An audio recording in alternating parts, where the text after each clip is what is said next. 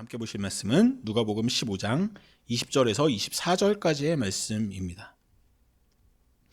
누가복음 15장 20절에서 24절까지의 말씀을 새 한글 버전으로 제가 봉독해 드리도록 하겠습니다. 그러고는 일어나서 자기 아버지한테 갔어요. 아직 그가 멀리 떨어져 있는데 그의 아버지가 그를 보고 가슴이 아팠어요. 그래서 달려가 아들의 목을 껴안고 다정하게 입을 맞추었어요. 그러자 아들이 아버지에게 말했어요. 아버지, 제가 하늘을 거슬러 아버지 앞에서 죄를 지었습니다. 더는 아버지의 아들이라고 불릴 값어치가 없습니다. 그러나 아버지는 자기 종들한테 말했어요. 빨리 제일 좋은 예복을 내와서 그에게 입혀라. 또 그의 손에는 가락지를 끼워주고 발에는 샌들을 신겨 주어라. 또 살찐 송아지를 끌어와서 잡아라. 먹고 즐기자꾸나. 나의 이 아들은 죽었다가 다시 살아났거든. 잃었다가 찾았어. 그래서 그들은 즐기기 시작했어요. 아멘. 오늘은 여러분에게 소설 한 권을 소개하면서 오늘 이야기를 시작하려고 합니다. 이 소설은 헤르만 헤세가 쓴 시다르타라는 소설입니다. 이 소설은 헤르만 헤세의 데미안과 함께 어떤 헤세의 작품 세계에서 두 기둥처럼 여겨지는 책입니다. 그래서 실제로 데미안을 먼저 읽어보시고 데미안에서 많은 감동과 깨달음을 얻으셨던 분들이라면 시다르타를 통해서도 비슷한 감정, 비슷한 깨달음들을 또 한층 다른 깨달음들을 느낄 수 있을 것입니다. 전 개인적으로 이 책을 몇십 년 뒤에 한 번 더 꼭 읽어볼 예정을 가지고 있습니다. 개인적으로 생각하기에 데미안은 10대 때 혹은 20대 때 꼭 읽으면 좋을 책인 것 같고 시다르타는 약간 40대 이후에 읽으면 좋지 않을까라는 생각들. 왜냐하면 지금보다 더 산전수전을 더 겪고 나면 더 많은 것들을 느낄 수 있겠다는 기대를 가지게 하는 책이었기 때문입니다. 이 소설의 주인공은 시다르타입니다. 아무래도 이 이름 자체가 석가모니, 즉 부처님과 이름이 같기 때문에 부처님에 대한 이야기라고 착각하기 쉽지만 시다르타는 온전히 창작된 소설 속 인물입니다. 심지어 소설 안에서 시다르타는 잠시 석가모니의 제자가 되는 모습을 보여주기도 하고요. 오늘 제가 이 책을 먼저 이야기하는 이유는 이 책이 던져주는 메시지가 오늘 본문이 이야기하는 메시지와 닮아있는 부분이 많기 때문입니다. 소설 속에서 시다르타는 일찌감치 깨달음을 얻습니다. 하지만 그 깨달음을 가지고 승승장구하던 시다르타는 풍족한 삶이 주는 만족 속에서 그 깨달음을 잃어버립니다. 방황하던 그는 성공을 통해 얻어진 모든 것들을 버리고 다시 수행의 길로 나아갑니다. 그 속에서 진정한 깨달음을 얻어가는 과정을 보여주는 책이 바로 이 시다르타입니다. 이 소설과 오늘 본문은 공통적으로 실패가, 추락이, 상실이 우리 삶을 더 풍성하게 만들어준다는 역설을 보여줍니다. 그리고 그것보다 더 큰 공통점은 바로 우리 인생의 가장 고통스러운 지점을 알려준다는 점입니다. 소설 속에서 시다르타는 계속해서 깨달음을 얻고 내면의 평화를 얻는 인물로 나옵니다. 하지만 모든 것에 초연한 것처럼 보이는 그런 그도 어찌할 수 없는 것이 하나 있습니다. 그것은 바로 시다르타의 아들인 아들 시다르타입니다. 자기와는 완전히 성격이 다른 아들 때문에 시다르타는 고생합니다. 너무나도 사랑하지만 절대로 자기 바람대로 행동하지 않는 아들 때문에 시다르타는 인생에서 가장 큰 고통과 어려움을 경험합니다. 우리 인생도 그런 것 같습니다. 이 풍진 세상 속에서 내 한 몸 건사하는 것은 어찌어찌 해 나가겠는데 이 사랑이라는 존재가 내 발목을 잡습니다. 내가 사랑하는 존재가 내 기대와는 다르게 행동하고 때론 그 모습들이 내 마음을 아프게 한다는 사실은 내가 어찌할 수 없는 절망감을 가져다 줍니다. 오늘 본문에도 그런 상황들이 펼쳐집니다. 그리고 그 상황 가운데 우리가 어떻게 살아가야 하는지 작지만 무거운 단서들을 던져줍니다. 그래서 오늘 함께 오늘 본문을 본격적으로 살펴보겠습니다. 오늘 본문은 여러분들이 보통 탕자의 비유로 잘 알고 있는 내용입니다. 이 비유를 예수님께서 말씀하신 맥락이 있습니다. 그것은 누가복음 15장 첫 부분에서 바리새파 사람들과 율법학자들이 시비를 걸었기 때문입니다. 세금업자들과 죄인들이 모두 예수님께 가까이 오고 있었다. 예수님 말씀을 들으려는 것이었다. 바리새파 사람들과 율법학자들은 투덜거리며 말했다. 이 사람은 죄인들을 맞아들이고 또 그들과 함께 먹는구나. 그러자 예수님이 그들한테 이 비유를 말씀하셨다. 지금 예수님의 말씀을 들으러 오는 사람들은 사회적으로 천대받던 사람들이었습니다. 그런 사람들과 어울리는 예수님을 사람들은, 특히 종교 지도자들은 못마땅하게 바라봅니다. 그런 그들에게 예수님이 말씀하고 계신 것입니다. 그렇기에 오늘 본문은 기본적으로 죄인을 사랑하시는 하나님에 대한 이야기를 담고 있습니다. 하지만 그 이야기를 하기 위해 비유로 예수님께서 말씀하시는 내용들은 우리에게 새로운 도전을 불러일으키기도 합니다. 예수님은 투덜대는 종교인들에게 세 가지 비유를 말씀하며 가르치십니다. 먼저는 잃은 양을 찾아 기뻐하는 사람의 이야기고, 다음은 잃은 드라크마를 찾아 기뻐하는 여인의 이야기입니다. 마지막으로 잃은 아들을 찾아 기뻐하는 아버지의 이야기가 여러분과 함께 읽은 오늘 본문입니다.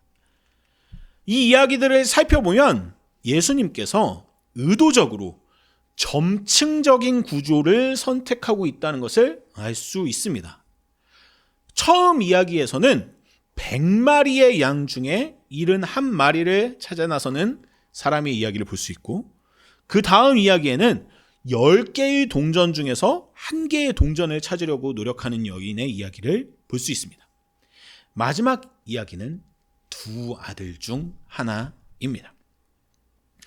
이렇게 점점 높아지는 숫자의 비율도 비율이지만 양이나 동전과 비교할 수 없을 만큼 소중한 아들의 이야기를 마지막에 배치하고 있습니다. 그렇기에 예수님의 세 가지 이 비유는 마지막 이 잃었던 아들의 이야기를 강조하기 위한 구조를 가지고 있다고도 볼 수 있겠습니다. 실제로 이 마지막 비유는 분량도 훨씬 많고 이 세 번째 비유 안에는 숨겨진 장치들도 많이 있습니다. 그래서 이 내용을 자세히 살펴보면 살펴볼수록 이 마지막 비유가 가지고 있는 풍성한 의미들이 우리를 놀라게 하기도 합니다. 세 번째 비유는 이렇습니다. 어떤 사람에게 두 아들이 있었습니다. 그중 둘째 아들이 아버지에게 재산을 나눠줄 것을 요구합니다. 이런 요구는 사실 현대사회에서도 쉽게 하기 힘든 요구지만 이 당시에는 더했습니다. 외경 중에 하나인 집회서에는 죽을 때가 되어서야 유산을 자녀들에게 나누어 줄 것을 명령하고 있습니다. 아버지가 멀쩡한 상태에서 유산을 요구하는 것은 이 시대의 일반적인 일은 아니었던 거죠. 심지어 간혹 그렇게 미리 유산을 받는 경우가 있다 하더라도 그 유산을 가지고 벌어들인 수익은 그대로 부모에게 돌려주는 것이 원칙이었습니다. 하지만 오늘 이야기에서 둘째 아들은 관습과는 완전히 반대되는 행동을 합니다. 그 재산을 가지고 완전히 아버지의 곁을 떠나버린 것입니다. 13절은 이렇게 기록하고 있습니다. 며칠 지나지 않아 둘째 아들은 가진 것을 다 모아 먼 지역으로 떠나버렸어요.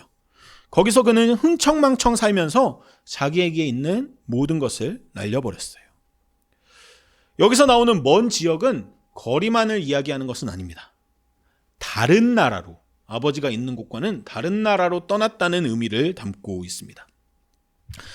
아들은 아버지가 늙어서 노쇠해졌을 때 그를 부양해야 하는 의무를 가지고 있었습니다. 하지만 그런 부양 의무도 아랑곳하지 않고 아버지가 있는 나라를 떠나버립니다. 게다가 그 유산을 소중히 하지 않고 흥청망청 써버립니다. 이런 식으로 유산을 사용하는 것은 그의 아버지의 명예를 심각하게 훼손하는 행위였습니다. 잠언 28장에서도 슬기로운 아들은 율법을 지키지만 먹기를 탐하는 사람들과 어울리는 아들은 아버지에게 욕을 돌린다고 기록하고 있으니까요. 아들은 지금 자기의 책임은 외면하고 아버지를 욕보이고 있습니다. 유산을 다 탕진해버린 둘째 아들에게 더 큰 위기가 찾아옵니다.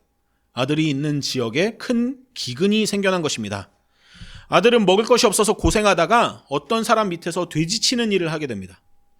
구약성경 레위기와 신명기에서도 기록하고 있듯이 돼지는 부정하게 여겨지는 동물이었습니다. 그렇기에 돼지치는 일은 유대인들 사이에서 천대받는 일이었고요.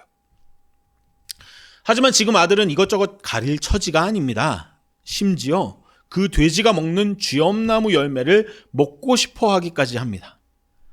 지금 아무도 그를 도와주고 있지 않기 때문입니다. 결국 궁지에 몰린 그는 아버지에게 돌아가기로 결심합니다. 다시 아들로 받아달라는 것은 본인도 낯이 서지 않는 일이라서 종으로라도 받아달라고 사정하겠노라고 생각합니다. 그렇게 아들은 아버지에게로 돌아갑니다. 거기서 놀라운 일이 벌어집니다. 20절 말씀입니다. 그러고는 일어나서 자기 아버지한테 갔어요. 아직 그가 멀리 떨어져 있는데 그의 아버지가 그를 보고 가슴이 아팠어요. 그래서 달려가 아들의 목을 껴안고 다정하게 입을 맞추었어요. 아직 그가 멀리 떨어져 있을 때 아버지는 그를 발견합니다. 이것이 이 아버지가 매일매일 하루도 빼지 않고 이 아들을 기다린 증거인 건지, 혹은 먼 나라에 있는 아들의 사정을 이미 알고 돌아올 것을 기다린 것인지 정확하게 알 수는 없겠습니다. 하지만 어쨌든 가장 먼저 아들을 발견한 것은 그의 아버지였습니다. 가슴 아파하며 그의 아버지는 아들을 향해 달려갑니다. 다른 서술에서도 찾아볼 수 있듯이 이 아버지는 그 마을에서 부자로 보입니다. 우리 문화권 안에서도 양반은 비가 와도 뛰지 않는다 이런 말들이 있지만, 이 문화권 안에서도 부자가 마을에서 사람들이 다 보는 마을 거리에서 달려나가는 일들은 특이한 일이었습니다. 하지만 아버지는 자기의 명예는 아랑곳하지 않고 달려갑니다.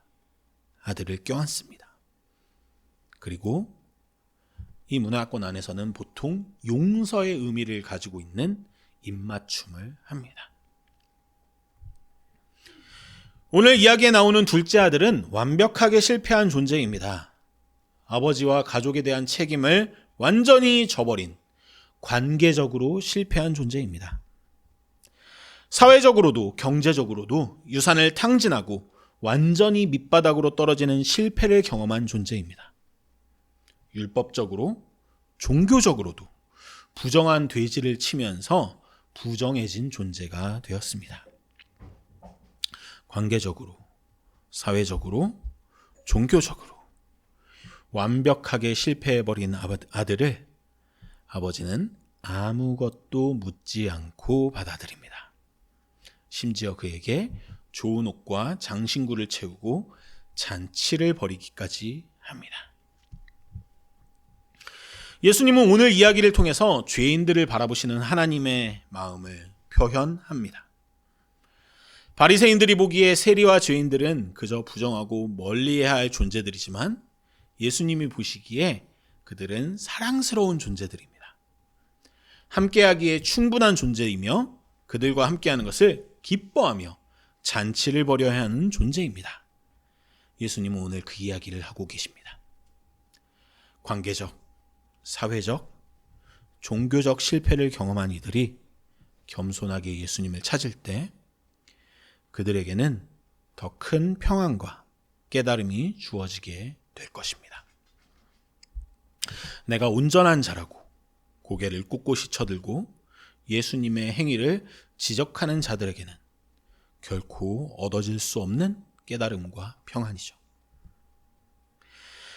그렇게 지금 이 순간에도 자기의 실패로 인해 절망하고 스스로를 비하하고 있는 사람들이 있다면 그 실패를 부끄러워하지 말고 하나님께 돌아오라는 메시지를 담고 있는 것이 오늘 이야기의 의미입니다. 하지만 오늘 이야기에 행간에 숨겨진 한 가지 의미가 더 있습니다. 또한 그것이 제가 오늘 여러분과 진짜 나누고 싶은 내용입니다. 이미 말씀드린 대로 예수님의 세 가지 비유는 단계적으로 마지막 비유인 아들을 찾아 기뻐하는 아버지의 이야기를 강조하는 방식으로 되어 있습니다. 그 과정에서 이 마지막 이야기가 다른 두 가지 이야기와 가지는 결정적인 차이가 있습니다. 그것은 무언가를 잃어버린 존재가 하는 행동입니다. 양을 잃어버린 사람은 적극적으로 그 양을 찾아 나섭니다. 99마리 양을 놓아두고 한 마리 양을 찾아서 헤맵니다. 동전을 잃어버린 여인도 마찬가지입니다. 등불을 켜고 그 동전이 있는 곳을 열심히 찾아다닙니다. 하지만 마지막 이야기에서 아들을 잃어버린 아버지는 다릅니다. 그 아들을 찾아 나서지 않고 그 자리에서 기다립니다. 아들이 적극적인 행동을 할 때마다 그를 말리지 않고 그가 하는 대로 내버려 둡니다. 아들은 양과 다릅니다. 동전과는 더더욱 다르죠. 하나의 인격체입니다. 그 인격체를 사랑하는 방식은 다른 존재들을 사랑하는 방식과 선명하게 대비됩니다. 적극적으로 그 존재가 있는 곳으로 가서 그 존재의 위치와 방향성을 바꿔놓는 방식이 아닙니다. 그 존재가 자기의 선택으로, 자기의 의지로 사랑하는 아버지가 있는 집으로 돌아오길 기다립니다. 하나님의 방식은 태초부터 그런 사랑의 방식을 띠고 있었습니다. 가끔 몇몇 분들이 제게 하나님이 선악과를 왜 만들었냐고 묻곤 하십니다. 그에 대한 제 대답은 한결같습니다. 하나님은 선악과를 통해서 하나님을 거부할 수 있는 자유까지 허락하신 것입니다. 하나님의 사랑 방식은 사랑하는 존재의 머리책을 잡아서 자기가 원하는 곳에 가둬두는 방식이 아닙니다. 너무나도 사랑하기 때문에 자유를 허락하는 방식입니다. 심지어 창조주이신 하나님을 거부할 수 있는 자유까지 허락합니다. 여기 유산을 먼저 달라고 하고 그 유산을 가지고 아버지가 보이지 않는 먼 나라까지 떠나버리는 아들이 있습니다. 그 아들을 바라보는 아버지의 마음이 어떻겠습니까? 원하는 것이라면 무엇이든 다 주고 싶은 아들, 자기의 영역 안에 있어주기만 한다면 모든 것을 다 줄 수 있는 아들이 끝끝내 자기를 거부하고 떠나갈 때 아버지의 마음이 어땠을까요? 아버지는 아들을 막아설 수 있는 권력을 가진 인물이었습니다. 유산을 나눠달라는 요구를 거부할 수 있는 힘을 가진 존재였습니다. 하지만 그는 그렇게 하지 않습니다. 먼 곳으로 떠난 아들을 찾아 나서서 데려올 수 있는 재력을 가진 인물이었습니다. 하지만 그는 그렇게 하지 않습니다. 아들의 선택을 존중하고 인정하고 기다립니다. 매일 마을 어귀에 나가서 아들을 기다립니다. 먼 곳에서 알아보고 명예도 다 내팽개치고 날 달려가서 안아줄 만큼 사랑하는 아들이지만 결코 아들을 억지로 끌고 오진 않습니다. 그것이 하나님이 사랑하시는 방식입니다. 설교 처음에 시다르타를 예로 들면서 말씀드렸지만 우리의 삶을 가장 고통스럽게 하는 문제 중 하나는 내가 사랑하는 사람들입니다. 내가 사랑하는 사람들은 내 마음대로 움직이지 않습니다. 내가 사랑하는 것만큼 나를 사랑하는 것 같지도 않습니다. 양이라면 들쳐업고 오겠고 동전이라면 소중히 보관하면 될 테지만 사랑하는 사람들은 내 눈앞에서 내 마음 안에서 자꾸 달아나고 멀리 사라집니다. 내 할 수 있는 힘을 다해서 그들을 내 안으로 다시 데려오고 싶은 마음이 굴뚝 같습니다. 그 마음이 사랑하는 사람을 때때로 괴롭히기도 하고 더 나아가서는 나 자신을 괴롭힙니다. 내가 사랑하는 사람들은 양이 아닙니다. 동전이 아닙니다. 하나의 인격체입니다. 존중받아야 할 존재이자 내 마음대로 할 수 있는 존재가 아닙니다. 사랑하는 존재가 내 영역을 벗어나려고 할 때 그가 있는 곳으로 달려가서 그를 잡아오려고 하지 마십시오. 오히려 하나님이 보여주신 것처럼 내가 있는 자리에서 언제나 같은 마음을 가지고 그를 기다려 주십시오. 그리고 그가 돌아올 때 아무것도 묻지 말고 안아주고 먹여주십시오. 그것이 하나님이 우리에게 가르쳐 주신 사랑의 방식입니다. 예수님은 심지어 여기서 한 걸음 더 나아가십니다. 요한복음 13장 27절 말씀입니다. 그때 예수께서 유다에게 말씀하셨다. 내가 할 일을 어서 하여라. 예수님은 가룟 유다가 자신을 배반할 것을 알고 계셨습니다. 그렇다면 그때 예수님의 감정은 어땠을까요? 자신을 배반하려는 가룟 유다를 싫어하고 미워하셨을까요? 아니요. 예수님은 같은 장에서 이미 그 가룟 유다마저 끝까지 사랑하셨다고 기록하고 있습니다. 그리고 곧 자신을 배신할 가룟 유다 또한 평등하게 다른 제자들과 마찬가지로 그의 발을 닦아 주십니다. 그리고 나서도 예수님은 가룟 유다가 예수 그리스도를 거부하고 배신할 길을 가는 것을 막지 않습니다.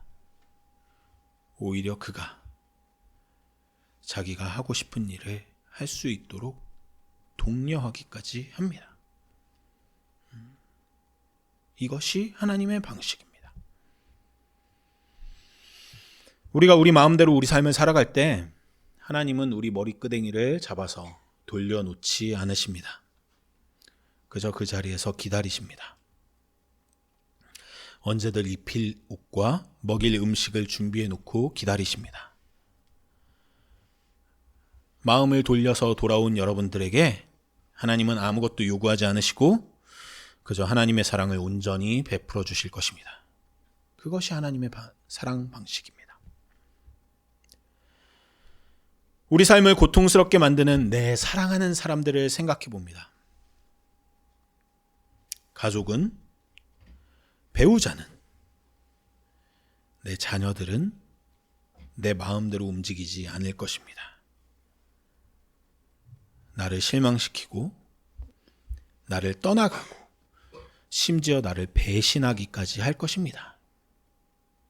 그럴 때조차 우리가 선택해야 하는 사랑 방식을 기억해 주시면 좋겠습니다. 그냥 기다릴 뿐 아무것도 하지 말라는 말씀은 아닙니다. 예수님 또한 고통받는 자들에게 먼저 찾아가셨죠. 하지만 예수님이 아무리 손 내밀어도 그 손을 잡지 않는 이들을 억지로 잡아 끌진 않으십니다. 우리 또한 마찬가지입니다. 내가 할 일들, 내가 사랑해야 할 일들을 하되 그 일들에 대한 반응이 내 바람대로 이루어지지 않는다고 하더라도, 그래서 어찌할 수 없는 실망과 좌절이 우리를 찾아오더라도, 내 가슴을 후벼 파는 일이 계속해서 생기더라도 그를 사랑하는 것을 멈추지 말고 믿고 기다려 주십시오. 하나님의 사랑 방식으로 말이죠. 하나님의 사랑은 결국 우리를 구원하는 데까지 이릅니다. 계속해서 하나님을 떠나고 실망시키는 우리들을 하나님은 결코 포기하지 않습니다. 하지만 우리를 너무나도 사랑하셔서 너무나도 존중하시는 하나님은 우리를 지금도 기다리고 계십니다. 그 사랑의 방식을 기억하며 그 사랑을 닮아 나가는 저와 여러분이 되길 간절히 소망합니다.